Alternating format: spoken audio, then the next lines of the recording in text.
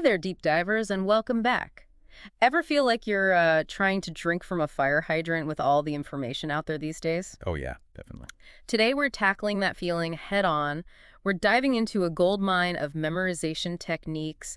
Think of it as your secret weapon to not just survive, but really thrive in this crazy world of information overload. I love that. So, ready to unlock some serious brain power. I'm ready. Let's do it. Awesome.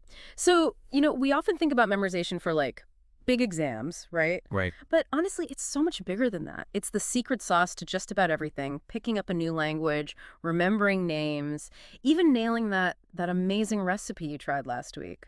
What do you think? It's true. We often think about memorization as this kind of like academic exercise, but it's really woven into, every aspect of our lives. It is. How we build relationships, how we function in our daily lives. Like, can you imagine if you couldn't remember where you put your keys every day? Oh, tell me about it. Okay, so let's unpack this memory toolbox we're building today. Okay.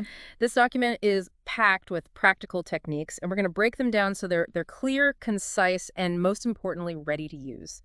What do you think? Sounds good to me.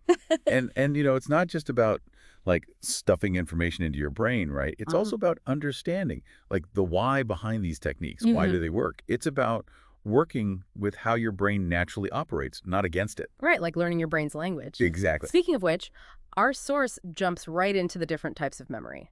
Long-term, short-term, and immediate. It's wild. Did you know we forget something like 46% of what we read after just one day? It's true. That stat always gets me like, wow, we really do forget that much that quickly. Makes you realize like the challenge we're dealing with here.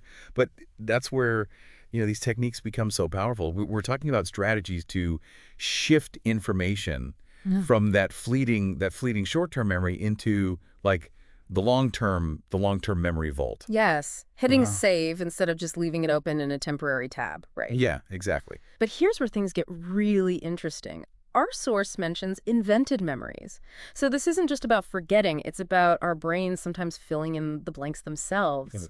It's kind of freaky when you think about it, right? It is a little bit freaky. It's like our brains are like constantly writing their own version of history. And those invented memories that you mentioned, it highlights why, being mindful of how we absorb information is so important. It's not always just about what we remember, but like how accurately we remember it, right? That's a really good point. Like, is it the real deal or is it, our brain making up a story? Yeah. It's like, is this real or is this memento? Exactly. So how do we make sure our memories are as sharp and reliable as possible? Well, that's where these techniques come in. And let me tell you, some of these are seriously cool. Like, have you ever heard of something called the method of Loshi? The method of Loshi, yeah. It's a fascinating one. Basically, you can think about it like this.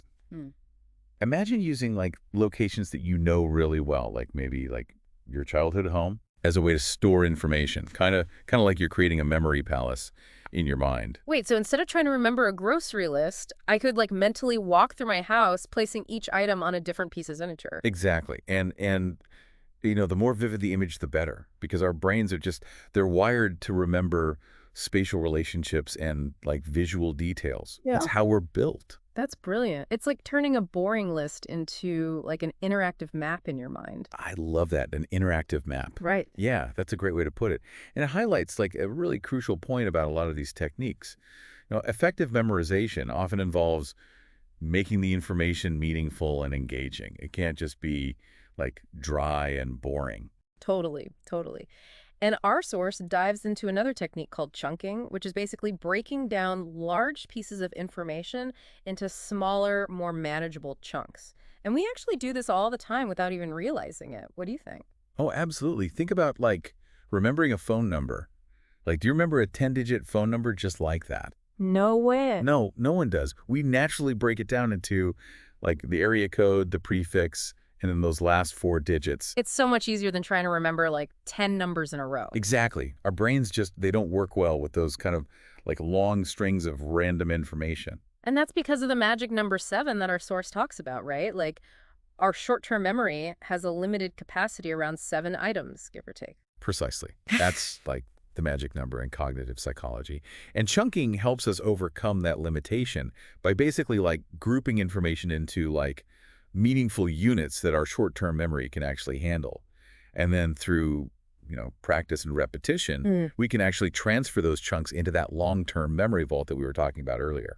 So it's like we're playing a game of Tetris with our brains, Oh, trying to fit these chunks of information neatly into place. yeah. And speaking of games, our source mentions something called mnemonics. Okay. It sounds kind of intimidating, Right. but they're actually those handy memory aids we've all used at some point, rhymes, acronyms, you name it. Oh, absolutely. Like, Yeah. think ROIGB for the colors of the rainbow, Oh, yeah. or every good boy does fine for the lines on the treble clef. Mnemonics work because they tap into our brain's natural love of patterns and associations. It's like sneaking information into your brain through a back door Yes. by disguising it as something catchy and fun. Exactly. And for those who are more visual learners, our source suggests using pictures and even creating stories to remember information. Oh, yeah. Visualizing information is huge. Yeah. It can be incredibly powerful because our brains tend to latch onto images way more easily than abstract ideas.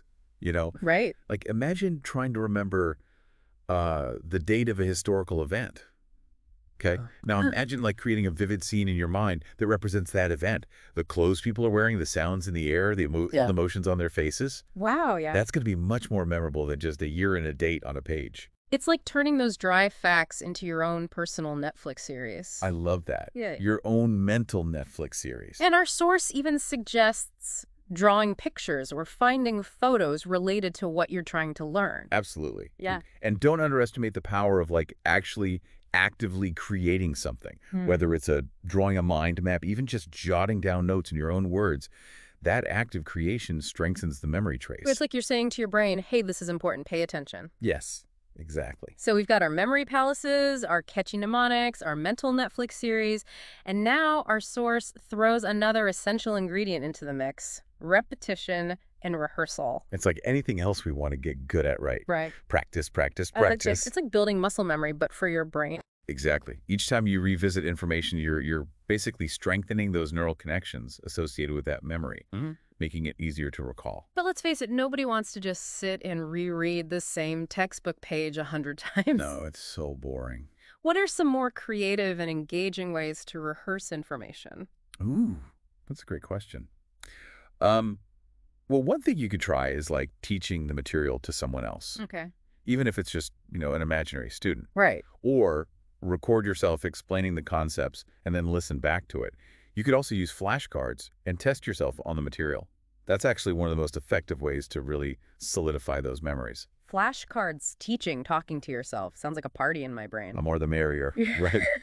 Right.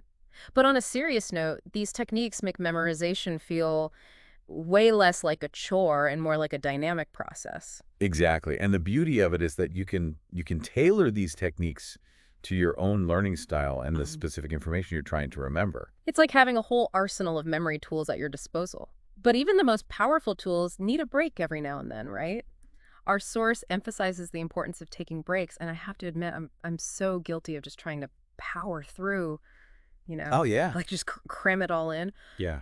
But it turns out our brains aren't exactly wired for marathons like that. No, not when it comes to memory. It's kind of like it's like baking a cake. You can't just keep throwing ingredients in and expect it to just magically turn out perfect. Right. You need time for things to like settle, to bake, to consolidate. And that's what those breaks are for. It gives your brain a chance to actually solidify those memories. So it's not just about the hours you put in, but how you use those hours. Yes, exactly. Quality over quantity, especially when it comes to building memories that last. 100%. Yeah. And that's where, being mindful comes in. Like really tuning into how you learn best. When is your brain most receptive? What kind of environment helps you focus? That's all part of like maximizing your memory potential. It's like finding your perfect study soundtrack or something. Totally. This deep dive has been amazing, but before we go, I want to throw it back to you, our listener. Yes. What's your biggest memory challenge? Is it names, dates, that one line from your favorite movie? What is it? Think about it. Which of these techniques speaks to you most? Maybe it's building that memory palace. Maybe it's crafting those vivid stories, or maybe it's something else entirely. The key is to take these tools and experiment a bit. See what clicks for you. Yes. We've given you this toolbox full of strategies. Now it's time to go out there and build those memory muscles. You might be surprised at what your brain is capable of. Absolutely. And remember, even just like engaging with this deep dive, learning about how memory works, that in itself is a fantastic workout for your brains. So keep exploring, keep that curiosity alive, and never underestimate the incredible power of your own memory. That's a wrap on this deep dive into the fascinating world of memory.